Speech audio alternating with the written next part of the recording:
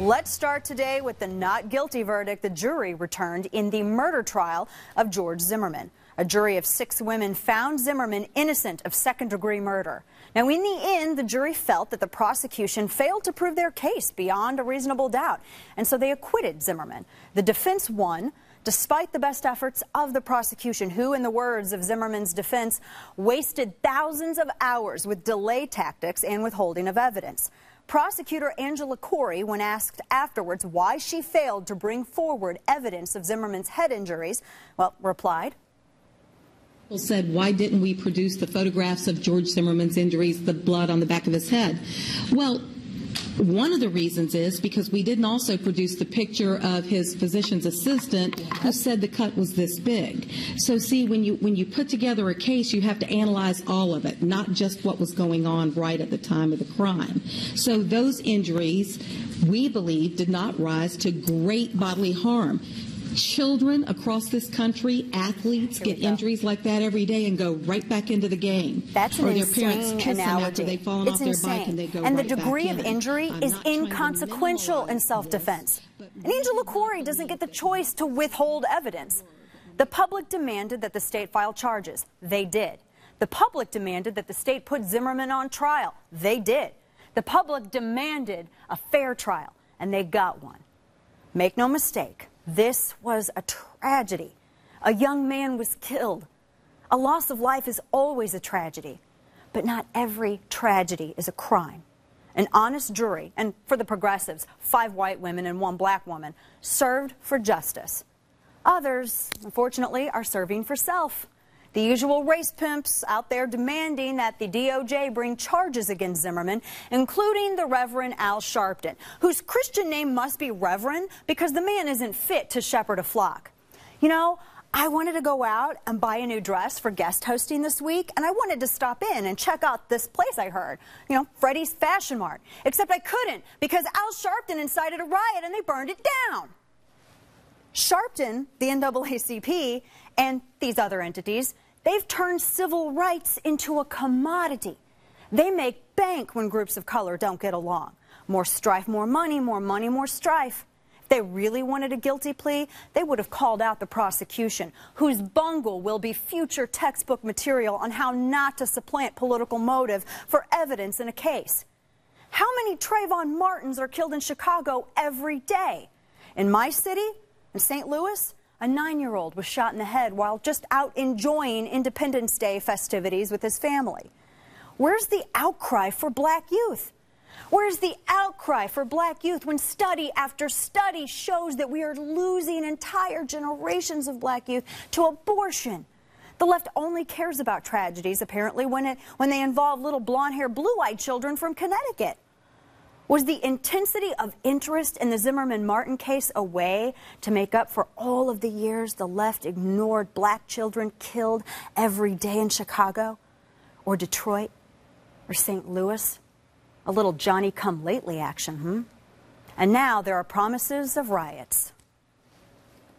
It's a target. Every racist is a target. Captain Mark Kruger, the guy here who's an open... I guess they didn't really listen to the Martin family now, did they?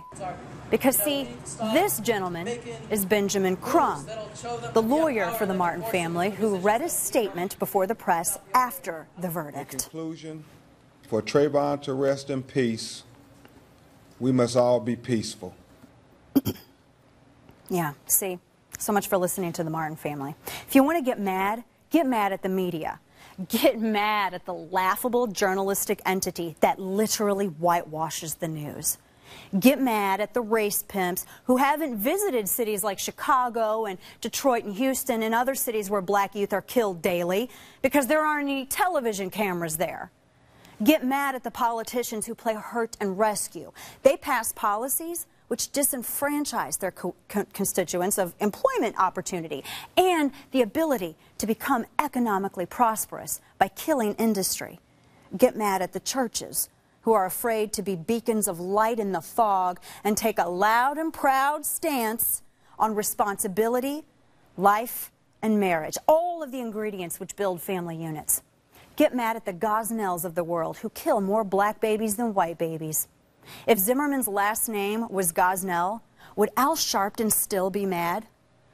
This is where the anger should go. These are also all of them tragedies. Demand that the press highlight the good stories. For instance, why isn't the name of Tamar Boggs as famous as Trayvon Martin? Did you hear about this?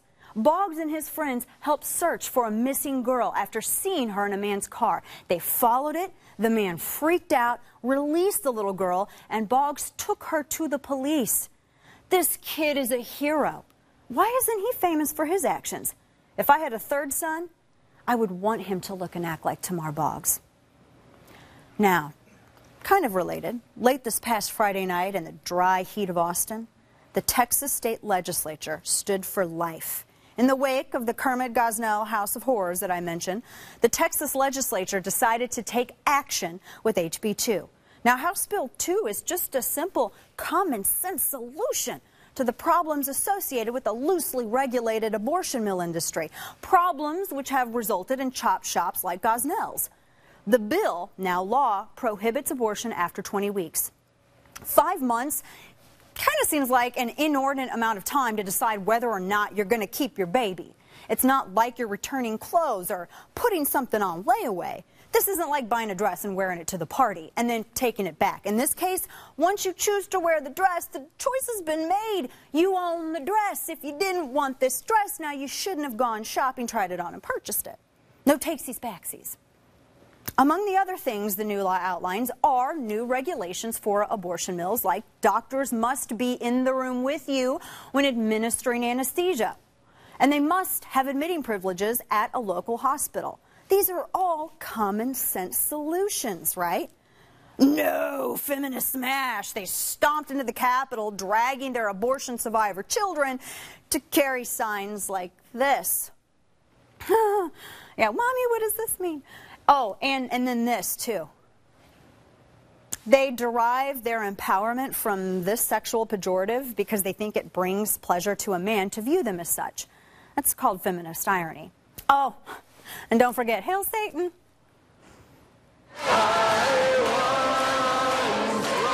These are the pro-lifers, the pro-baby, or as I like to, they're teen baby, singing hymns in the blue shirts. The folks in the orange shirts standing around them, they're trying to shout them down. I mean, why is a hymn so offensive? And they're screaming, hail Satan. Oh, as you'll see with this cute girl coming up. And they raise their hands. Are they at the wrong protest? This coup de grace took place Friday afternoon when Austin police, I am not making this up, when Austin police told CNN that pro-abortion protesters were bringing, and I quote, used feminine hygiene products along with bottles of feces and urine to the Capitol building. Who got that job at the protest meeting? Whatever happened to pamphlets? What does that have to do also with hating babies? I kid. Not really. What does that have to do with their protest? What, are they like L7 now? Are they Windy-O? Sorry, ladies, but you're kind of doing hardcore punk chick wrong. Instead of feeling angry at them, though, honestly, I feel kind of sad for them. I feel sad that these women have grown up after a lifetime of being spoon-fed liberal feminist disempowerment. Modern-day feminism is all about disempowering women and making them feel like they can't survive without the government's assistance. I would know because I was one of them. I rejected that ideology in large part because I grew tired of these people telling me that as a woman, I wasn't strong enough to raise a child in my circumstances. I mean, who are you to judge my circumstances or the circumstances of any other mother? I sure as hell don't care what my mother's circumstances were. I'm just grateful that she chose life and gave birth to me.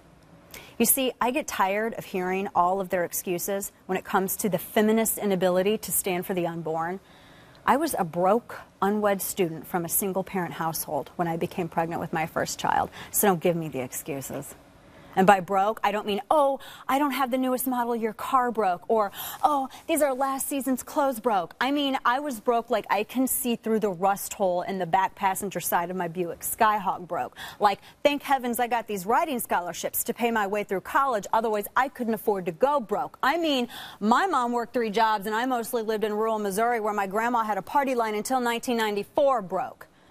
All I heard from my liberal college, from my liberal friends, from my liberal role models was, you have a choice. You have a choice. Excuse me? A choice of what?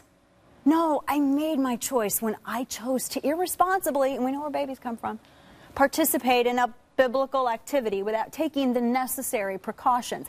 That's when I made my choice. And not a single one of my liberal friends was encouraging or supportive. Now think about how many young women are out there today in my former situation, surrounded by nothing but negativity. This is the environment in which these choices are made. This is the environment fostered by the progressive ideology, which I renounced in 2001. You know, mentally I said, screw this, I can do it. And 12 years later, not only did I do it, but I'd say I did it pretty well. I attribute this to 2 things. The first is that I had faith. I found my way back to the God I had abandoned, but who had never abandoned me. I had faith that I was going to end up okay, and I drew from this strength I needed to find in myself. And this is another big reason, by the way, why the left is so eager to separate the populace from God. The second thing was that I had a man in my life who stepped up, my husband. We weren't married at the time, but the first person to encourage me and the first person to reassure me was my husband, Chris. I wasn't alone in this. And from this, I learned something valuable that I'm instilling in my sons. Men, do not allow yourselves to be emasculated. Do not allow yourselves to be persuaded to let an entire generation die away because you didn't feel it was your place to step up and speak out. Fight back. Your sons need you. Your daughters need you. Your wives and your girlfriends need you. The mothers need you, and you need it too, as fathers. We're going to explore this topic more today because what Wisconsin was to workers' rights, Texas was for life.